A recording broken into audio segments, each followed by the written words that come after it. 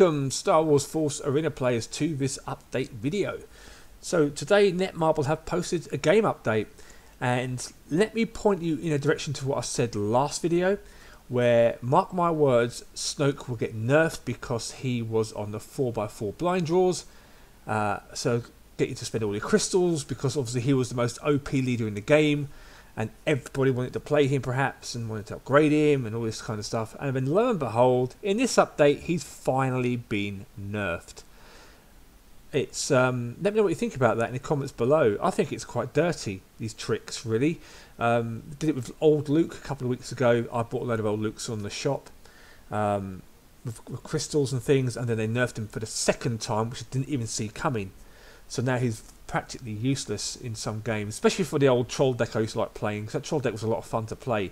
But you can't really do that deck anymore because Luke just is not strong enough. Maybe a higher level Luke would work, but right now for my levels it's just not good enough. So we'll go through the update. There's a lot of dark side cards are being nerfed in this update, it seems, as well.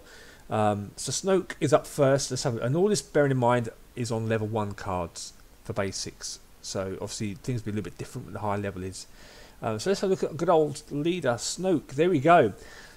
Is a leader with relatively high win rate in Force Arena. His physical strength and maneuverability are weak, but is compensated by powerful attacks.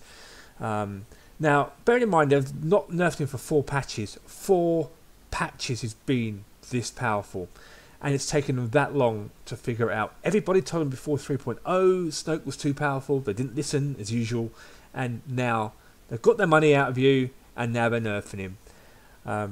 So basically what they're doing to him now, they're reducing his attack power down from 112 to 103, and importantly his range is being reduced to 7.5 from 8, because at 8 you could barely get near him. Even with a stun grenade you could stun him, and depending on the level of your grenade depends how long he was stunned for, and you could sometimes, like I did in one of my videos with Han, sneak in there, drop down a detonator, kill him. But again, not everyone wants to play. Everyone doesn't want to be tied down to a leader. You want to play the characters that you like playing, that suit your playstyle, and you shouldn't have to be forced to play the current meta just because that's the only way you can defeat or can compete in this game. So his attack power has been dealt a blow, and his range is being reduced. Forlom. As unique of Dengar, Forlom can fire a special bullet that deals constant damage to enemies with electricity. However, squad leaders feel this special bullet is wasted on weaker units who are in front of Forlom.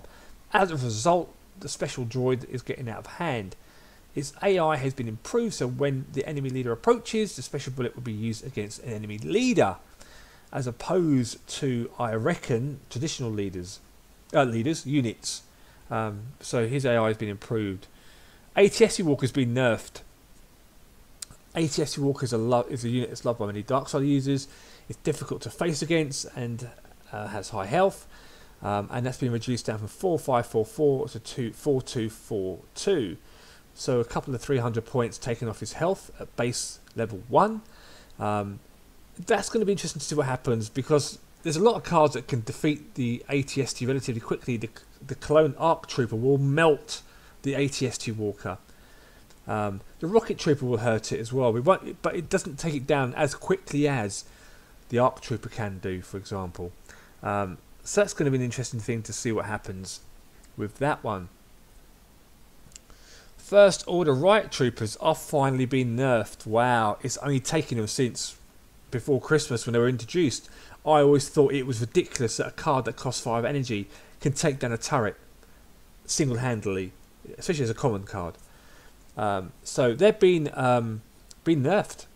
So their high power attacks, etc, etc. So what's happened is their attack power has been reduced from 99 to 89 by 10, and their movement speed, this is going to be the most important thing, is being reduced from 4.1 to 3.7.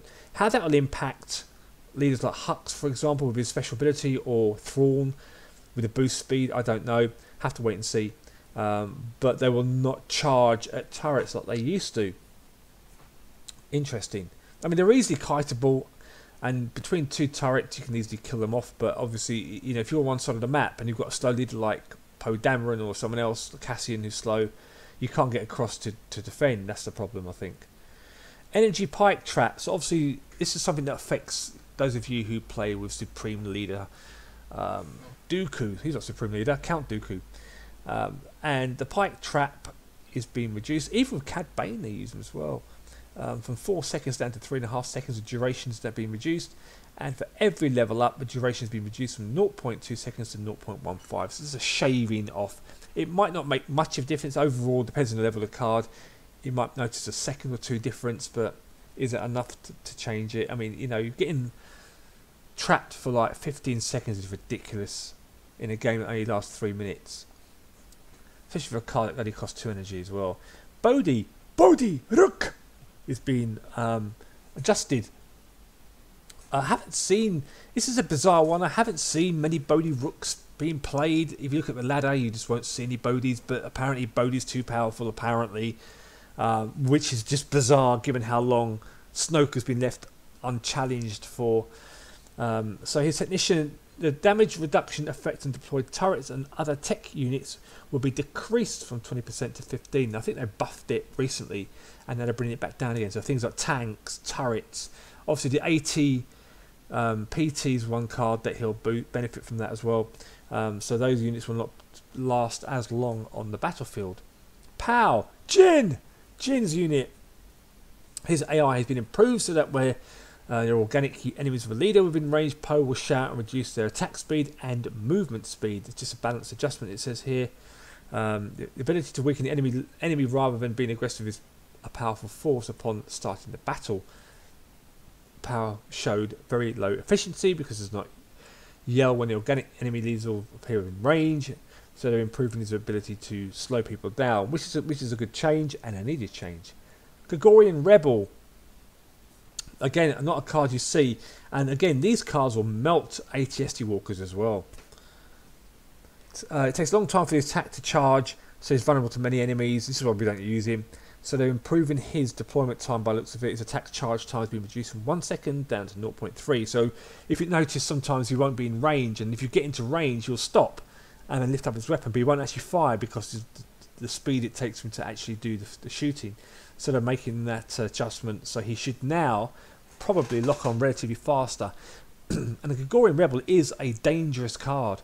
As I said, the meltdown tech units, he'll destroy leaders relatively quickly as well. Especially leaders like Snoke, who might not be able to get away fast enough. If you can get in range, of course. And now I think the range is the same. I think the 7.5, so that matches Snoke, so we'll have to see what happens. Iron Mine has been changed. I think this is an adjustment that people have called for a long time. The Iron Mine deals constant damage. It's an effective support card for multiple enemies.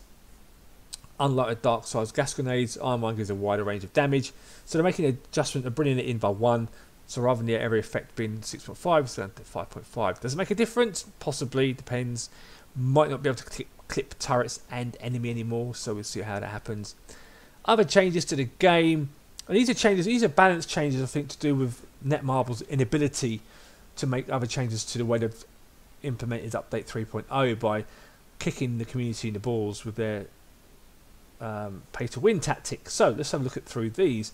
Participation rewards been increased from 5 to 10, so you can now earn up to 1,500 credits. When you clear a data card quest, the credit reward will approximately increase by 3 times. Haven't got a clue what it is at the moment because data card quests, I have no interest in those right now.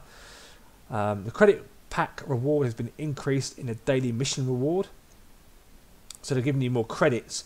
So obviously I've heard the feedback, the fact that the game is a credit sink, so they're increasing credits, but then again that's their own problem. They made that mess. Some card information has been updated, doesn't say what. I imagine just text. I imagine fixed an issue where the effects that were applied during General Grace's attack would be different from the actual effects applied. Okay. Fix an issue where the organic units who got converted by Rey and Ben Kenobi's mind trick does not immediately change their attack direction. So that really impacts things like a dewback. So if some of you might notice if Rey or Ben converts a dewback, it will just keep going down to the bottom of the map and then do a U-turn and come back up the map. It's like, well, hang on a second, you know, I converted you about a week ago. Where are you? So I think that's what that change is for. Fix an issue where Trek's First Order Heavy Assault Stormtrooper, Flame Troopers, Imperial Heavy Gunners, R2 and ARC Troopers were interrupted regularly.